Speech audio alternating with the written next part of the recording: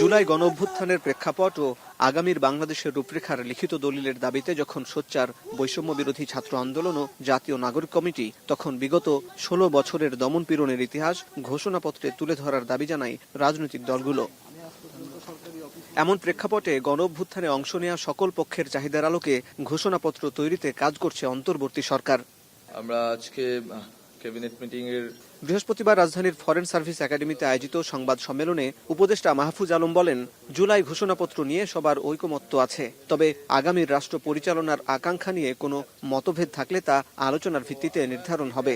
যে কারণে চাচ্ছি প্রক্লেমেশনটা, আমরা মনে করি এই ক্ষেত্রে রাজনৈতিক দলগুলোর মধ্যে এক ধরনের ঐকমত্য আছে যে শেখ হাসিনার ফ্যাসিজম এবং এই ফ্যাসিজমের যে ধারাবাহিকতা বাংলাদেশে হিস্টোরিক্যালি, সেটার একটা প্রেক্ষাপট হয়তো আমরা বর্ণনা করব যদি প্রক্লেমেশনে এভাবে রাখতে হয়।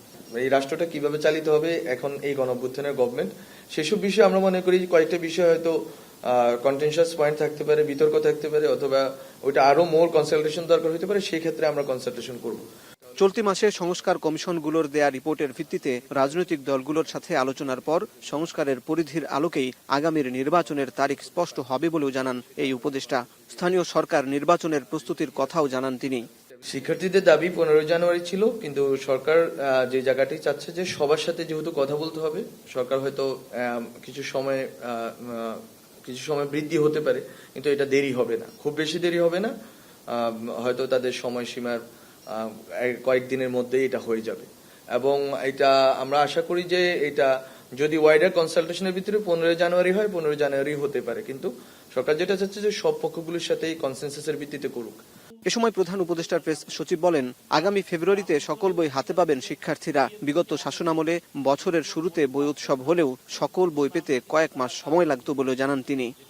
পাঠ্যপুস্তক আগামী মাসের মধ্যে সবাই হাতে পাবেন, সবার হাতে। আরেকটা যেটা বাজারে একটা মানে অনেকে অপপ্রচার চালাচ্ছে যে আগের যেগুলো গভর্নমেন্টের সময় দেখেছেন যে আগের গভর্নমেন্টে ওনারা পাঠ্যপুস্তক উৎসব করতেন ওই একদিনের জন্য, দেখাতে চেতেন যে না পাঠ্যপুস্তকটা সবাই জানুয়ারির 1 তারিখেই পাচ্ছেন। এ সময় প্রেস সচিব বলেন, চট্টগ্রামে জলাবদ্ধতা নিরসন ও রাজধানীতে ট্রাফিক সমস্যা দ্রুত সমাধানের নির্দেশ দিয়েছেন প্রধান উপদেষ্টা। ক্যাবিনেট ডিভিশন আপনাদেরকে বোধহয় হাসিব বিল্লাহ, এখন ঢাকা। আমি আর বিশদ বলছি না, এর বাইরেও কিছু আলাপ হয়েছে। একটা শিয়া বাটার ও ভিটামিন ই সমৃদ্ধ lily glam beauty soap. Lily, always beautiful.